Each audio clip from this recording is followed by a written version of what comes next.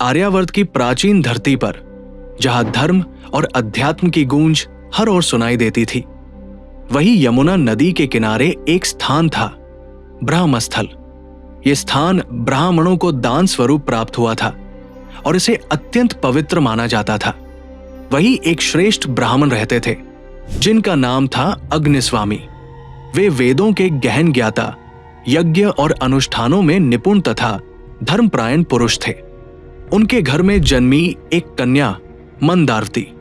जब मंदारती युवती हुई तो उसका रूप ऐसा था कि जैसे मानो स्वयं अप्सरा स्वर्ग से उतर आई हो। उसके सौंदर्य और शील की चर्चा चारों ओर फैल गई। उसकी आंखें कमल की पंखुड़ियों जैसी, उसका स्वर कोयल की बोली जैसा मधुर और उसका तेज सूर्य की आभा को मात देने वाला था। इसी समय कन्नौज से 3 तरुण ब्राह्मण कुमार ब्रह्मस्थल आए।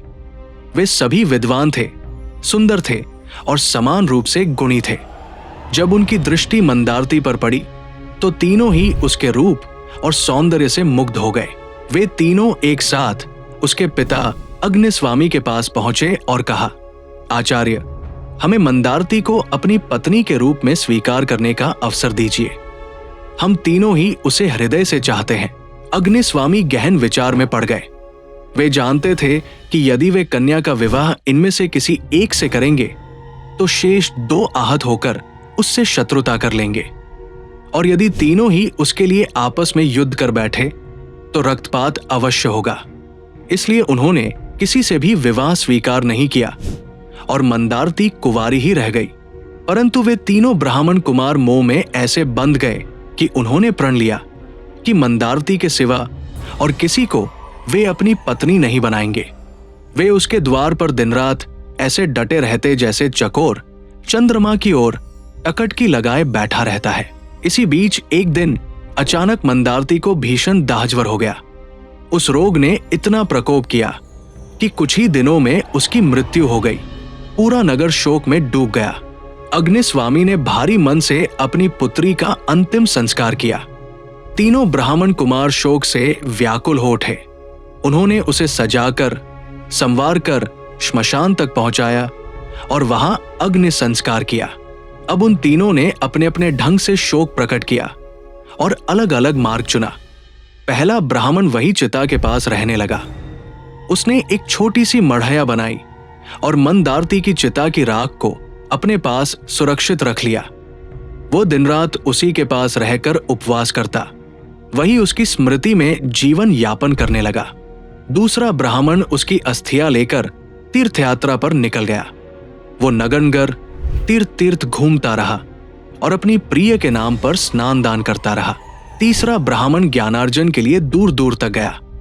वहां उसे एक विलक्षण ग्रंथ प्राप्त हुआ जिसमें मृतक को पुनर्जीवित करने की विद्या वर्णित थी।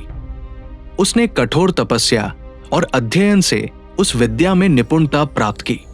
वर्षों बीत गए। एक दिन तीनों ब्राह्मण पुनः उसी स्थान पर मिले। तीसरे ब्राह्मण ने गर्व से कहा, मेरे पास वो विद्या है जिससे हम मंदारती को पुनर्जीवित कर सकते हैं। पहले ने तुरंत उसकी राख लाकर दी। दूसरे ने तीर्थों से लाए जल और पुण्य फल अर्पित किए। फिर तीसरे ब्राह्मण ने मंत्रों का उच्चारण किया, विधि विधान से प्रयोग किया और चमत्कार हुआ। राख से एक दिव्य रूप प्रकट हुआ और मंदारती पुनः जीवित हो उठी। उसका सौंदर्य अब पहले से भी अधिक निखरा हुआ था। उसे देखकर तीनों ब्राह्मण हर्ष और गर्व से भर उठे। लेकिन यही सबसे बड़ा प्रश्न उठ खड़ा हुआ, अब वो किसकी पत्नी बने? पहला ब्राह्मण कहता था, मैंने उसकी राख को संभाल कर रखा, उसकी स्मृति में उपवास किया, मैं ही उसका सच्चा पति हूं।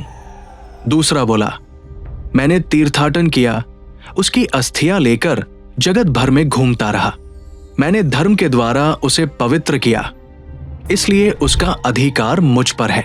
तीसरे ने गर्व से कहा, तुम दोनों में से कोई भी उसे लौटा नहीं सकता था। मैंने विद्या के बल से उसे पुनर्जीवित किया है, इसलिए उसका पति मैं हूं।